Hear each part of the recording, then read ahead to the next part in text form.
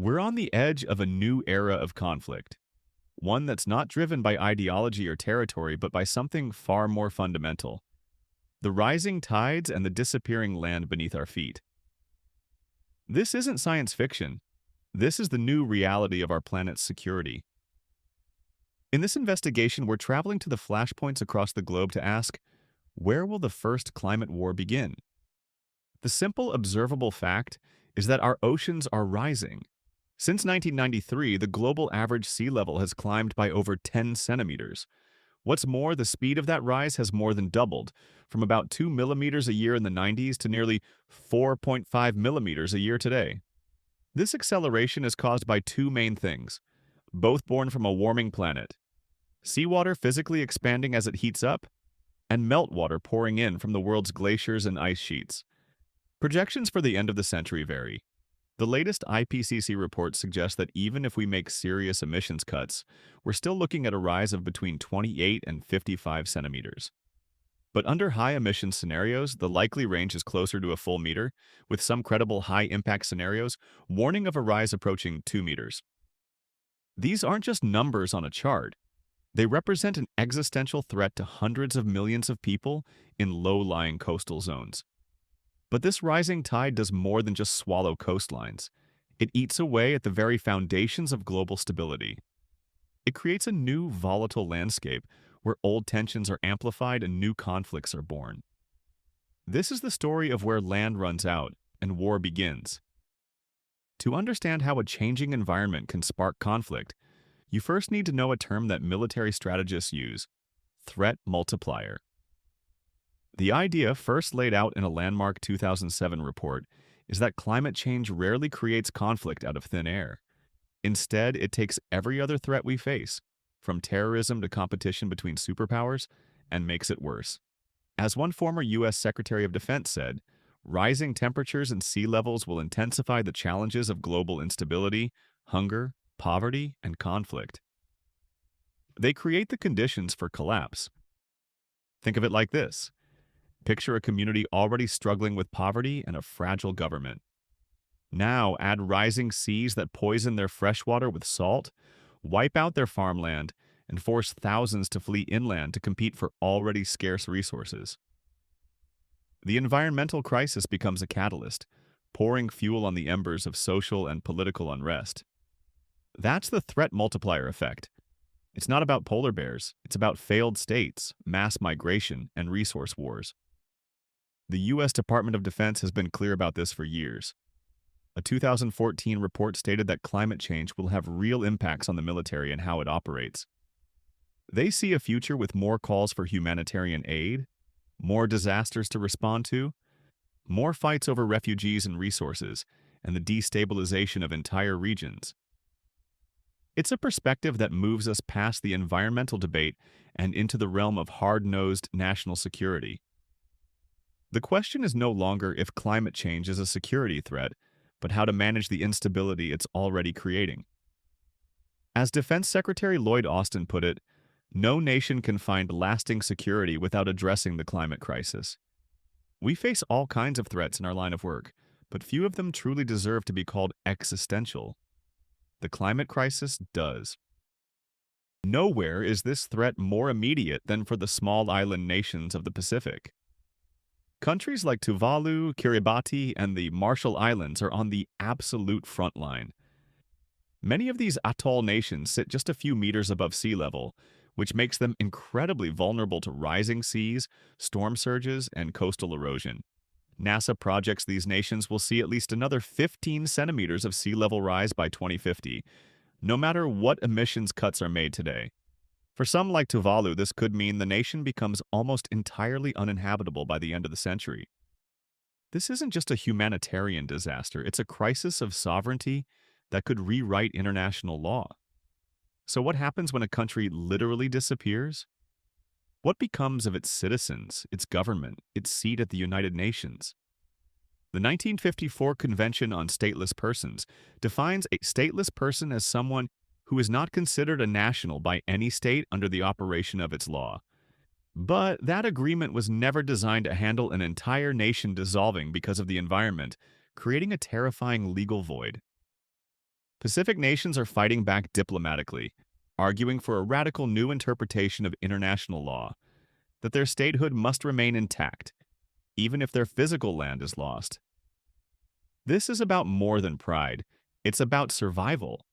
A nation's sovereignty gives it control over its exclusive economic zone, or EEZ, a vast stretch of ocean extending 200 nautical miles from its coast that's often rich with fish and potential seabed minerals. If the land vanishes, do those maritime rights disappear with it? Do those rich waters become a free-for-all, open to exploitation by larger, more powerful nations? The potential for disputes is immense. Leaders from these big ocean states, as they call themselves, are sounding the alarm, insisting their maritime zones must exist forever. The question is, who is listening, and who will enforce these claims when the land they're based on is underwater? This is a slow-motion invasion by the sea, and it's setting the stage for a new kind of territorial dispute, one where the territory itself is gone. The second major flashpoint isn't about disappearing land, but disappearing stability, driven by one of the most powerful forces in human history: mass migration. In South Asia, the combination of dense populations and extreme climate vulnerability is creating a geopolitical time bomb. Take Bangladesh, home to over 170 million people. It's one of the most densely populated countries on Earth. It's also a low-lying delta nation, making it exceptionally vulnerable. By 2050, rising seas could swallow over 1/7 of the country's land and destroy nearly a third of its food production. The World Bank predicts this could create almost 20 million internal climate migrants inside Bangladesh by mid-century. In 2022 alone, severe weather events displaced 7.1 million Bangladeshis. But not all of this migration stays within its borders. For decades, there has been a steady flow of people from Bangladesh into neighboring India. Climate change is now pouring gasoline on that fire. As saltwater ruins farms and cyclones flatten villages, millions are forced to find somewhere else to go. This has become one of the largest international migration flows in the world, even bigger than movement across the US-Mexico border. This is where the conflict equation becomes dangerously clear. This migration, much of it undocumented, flows into Indian states like West Bengal and Assam, regions with their own complex ethnic and political tensions. The influx of people strains resources, creates competition for jobs, and fuels political resentment. It feeds narratives of illegal infiltration, which has led to violence in the past. India has been working to fence its porous border with Bangladesh, but the sheer scale of climate-driven displacement threatens to overwhelm any physical barrier. This isn't a hypothetical future, it's happening now. People are moving because their homes are gone, and they are moving into areas where their arrival is seen as a threat. Governments call it a security challenge. Aid organizations call it a humanitarian crisis. For the people on the ground, it's a desperate struggle for survival that is placing two nuclear-armed neighbors on a collision course. Without new legal frameworks for climate refugees who are currently trapped in a legal void, this human tide could easily ignite simmering border tensions into a full-blown crisis. The third flashpoint is found in the great river deltas of the world, the fertile crescents that have fed civilizations for millennia. But today, these breadbaskets are being poisoned from within. The Mekong Delta in Vietnam is a perfect case study. This vast network of rivers and canals is an agricultural powerhouse, home to 18 million people and the source of a huge portion of Vietnam's rice, fruit, and seafood. But this vital ecosystem is under attack from an invisible enemy: salt. As sea levels rise, saltwater from the South China Sea is pushing further and further inland, a process called saltwater intrusion. This is being made worse by extended droughts and by upstream dams that reduce the flow of fresh water needed to flush the salt back out. The result is catastrophic. Water with high salinity is creeping up the delta's rivers, contaminating the water used for irrigation. Most crops can't handle water with a salinity over 1 gram per liter. In recent dry seasons, water with 4 times that concentration has pushed deep into the river systems. The impact is devastating. Thousands of hectares of rice paddies have been damaged or destroyed. Fruit orchards are withering. Shrimp farms, a critical source of income, are failing as the water becomes too saline even for them. A 2025 study in Ben Tre province found that 73% of farmers had seen a significant drop in their crop yields, and 68% had lost over a third of their annual income because of the salt. This isn't just an economic loss, it's the collapse of a way of life that has sustained millions.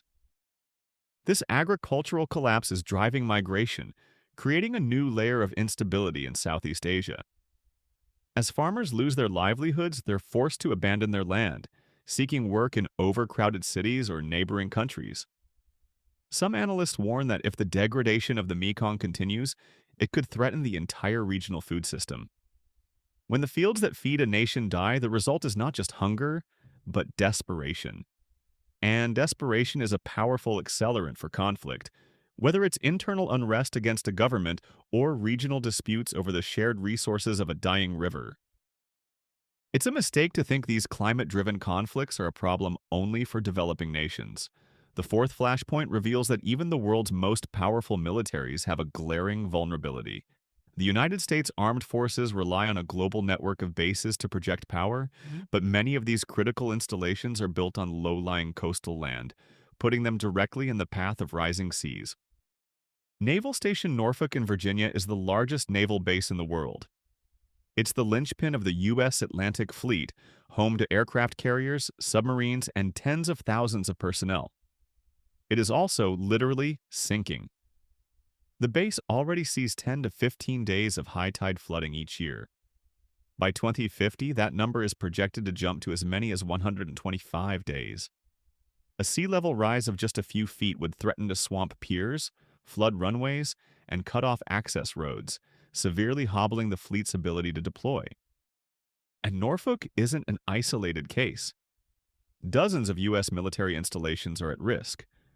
The U.S. Naval Academy in Annapolis, Maryland, now floods 30 to 40 times a year and recently finished a $37 million seawall to protect its campus. Marine Corps bases like Camp Lejeune and Parris Island, along with vital Air Force bases in Florida, are all facing the loss of usable land. One study concluded that a 3-foot rise in sea level would critically threaten 128 coastal Department of Defense installations. The threat extends to the Pacific.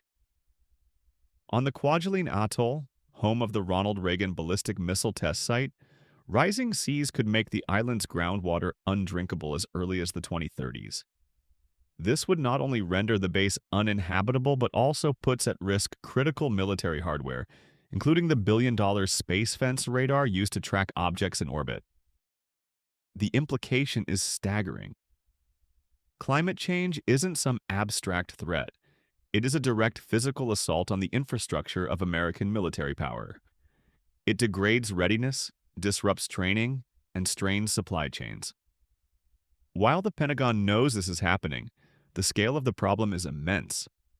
The slow, relentless advance of the ocean threatens to achieve what no adversary could. The strategic paralysis of the world's foremost military power, not with a bang, but with a tide. This investigation reveals a stark and uncomfortable truth. The front lines of the 21st century are being redrawn not by soldiers, but by the sea itself. From the Pacific to South Asia to the shorelines of America, the consequences of a warming planet are setting the stage for a new generation of conflicts. These aren't distant possibilities, they are clear and present dangers. Understanding these flashpoints is the first step. The next is recognizing that these aren't isolated crises. They are interconnected symptoms of a single global security threat that demands a global response. Raising awareness about the security implications of climate change isn't just about environmentalism. It's about preserving peace and stability in an increasingly volatile world. We started by asking where the first climate war will erupt. The terrifying answer is that the first skirmishes have already begun. They are being fought not with tanks and jets, but through desperate migrations across militarized borders in heated diplomatic battles over phantom islands, and in fishing disputes that escalate with every degree the ocean warms. The competition over shifting fish stocks is a perfect example. As warming waters cause fish populations to move, they cross national boundaries. This has already led to serious friction. Tensions have flared in the Bering Sea, with incidents involving Russian military vessels and American fishing boats. In the North Atlantic, disputes over mackerel stocks have soured relations between Iceland and the European Union for years. Experts warn that as fisheries appear in the waters of more than 70 new countries by 2100, these disputes will multiply. Bickering over fish has repeatedly sparked diplomatic crises and even violent clashes between nations since World War II, and climate change is pouring gasoline on that fire. We are witnessing the birth of a new geopolitics, one shaped by hydrology and meteorology. The scenarios are clear: a stateless nation in the Pacific whose maritime claims are challenged, sparking a resource grab. A massive wave of climate migrants from Bangladesh that overwhelms Indian border security, leading to a violent crackdown. A strategic U.S. naval base rendered inoperable by flooding during a major international crisis. This isn't a question of if climate change will spark wider conflict, but where and how we will manage it. The wars of the future aren't inevitable, but avoiding them requires a radical shift in how we think about global security.